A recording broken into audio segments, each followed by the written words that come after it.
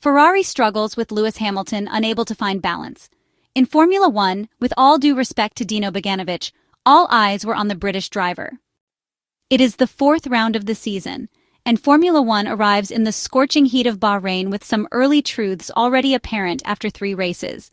The Italian side is a disappointment, and in Sakhir it must reverse course to give some meaning to a 2025 that has started terribly, much worse than expected.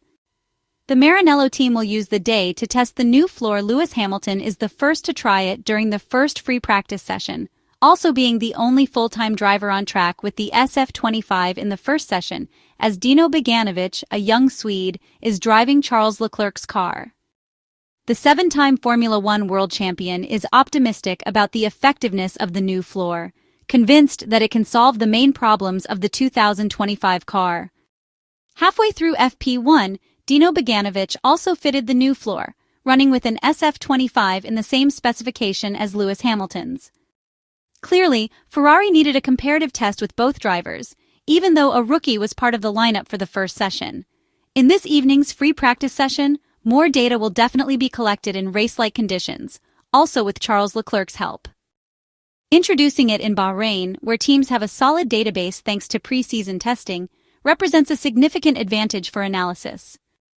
According to the Briton, the update will finally give Ferrari drivers a more stable and predictable car, bringing performance closer to McLaren. The simulator work, including by Antonio Giovinazzi, will be crucial to getting the most out of the new components. Though he's not expecting an immediate miracle, Lewis Hamilton believes the gap to the MCL39 will shrink significantly starting in Sakhir.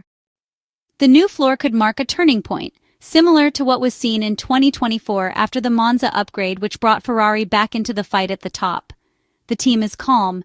In the second session, full data can be gathered with both full-time drivers to thoroughly evaluate the new specification's potential.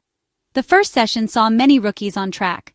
In addition to Dino Beganovic, 5 other non-regular drivers took part in FP1, Iwasa in Max Verstappen's Red Bull, forming an unusual all-Japanese pairing, Browning and Sainz's Williams, Vesti and Russell's Mercedes, Hirakawa, who moved from Alpine to Haas this week, drove Behrman's VF25, and Drugovich drove Alonso's Aston Martin. Track conditions were terrible. All drivers struggled to keep the cars tidy. The extreme heat, in stark contrast to what was seen in testing just under 2 months ago, clearly made it difficult for teams to pick the right initial setup.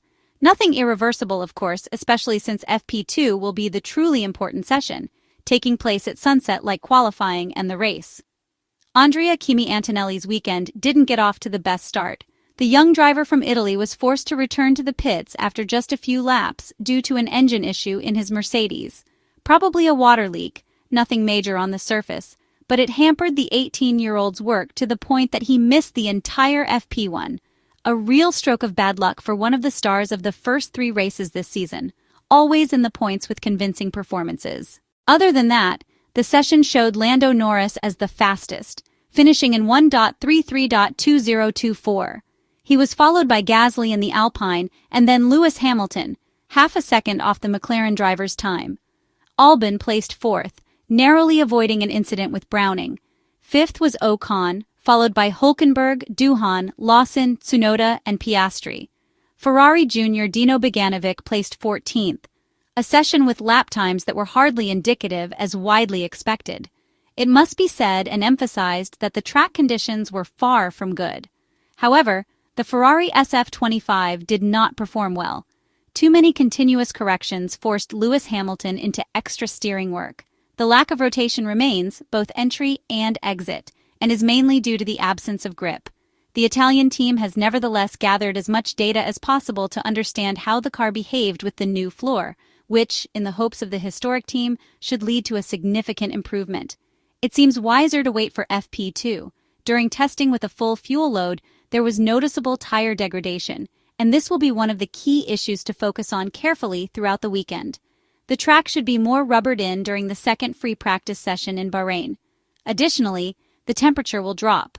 Charles Leclerc will also be on track to provide all necessary feedback to the team. Looking back on the updates brought by the Maranello engineers and technicians this weekend, the documents published by the Federation confirm the updates to the Ferrari SF25 for the Bahrain Grand Prix, as anticipated by Lewis Hamilton on Thursday.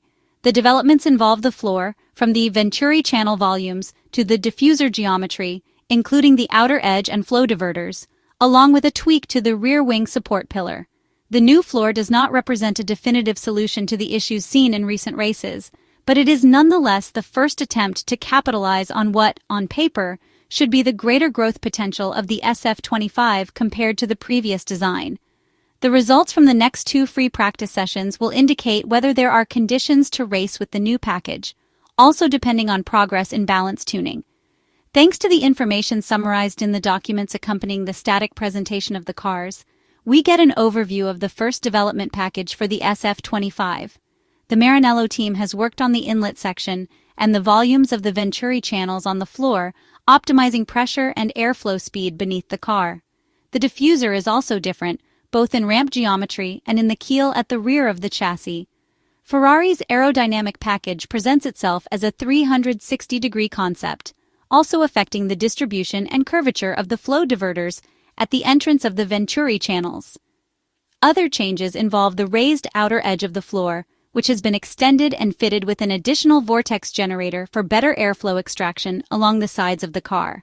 In the short description published, Ferrari explains that the new floor is designed to reduce energy losses in the air, meaning pressure and speed, on its way to the rear.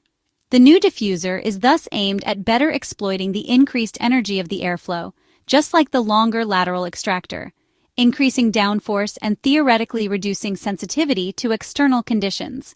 The aerodynamic package is completed by 2 small appendages on the rear wing support pillar, intended to improve aerodynamic efficiency by a few points. While awaiting a graphical analysis with images of the updated Ferrari, it is always important to remember that many of the changes remain hidden from outside observers. So what can we expect from the new features? This year, Ferrari started from a new project to enjoy greater growth potential, now trying to realize that with the first updates. Considering the natural development timelines, the new aerodynamic package was designed even before the start of the season and is therefore not guided by feedback from the first races. The updates for Bahrain are thus not aimed at resolving the SF25's problems, above all the management of ride heights, but they do offer increased downforce, which is also a new tool for working on balance.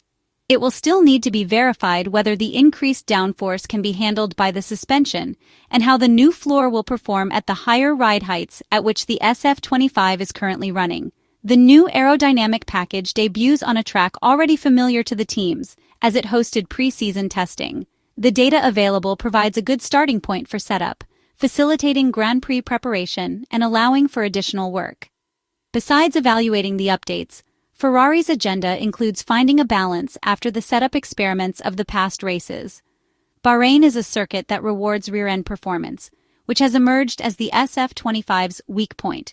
However, in the Japanese Grand Prix weekend, Charles Leclerc noted some improvements after trying a different setup direction, which Lewis Hamilton will also evaluate. The challenge will be isolating the effects of the setup from those of the updates, working on 2 fronts simultaneously. A busy Friday is now underway for Ferrari at the 5.412-kilometer Bahrain International Circuit in Sakhir, with many comparative tests between the 2 cars in both setup and aerodynamic components.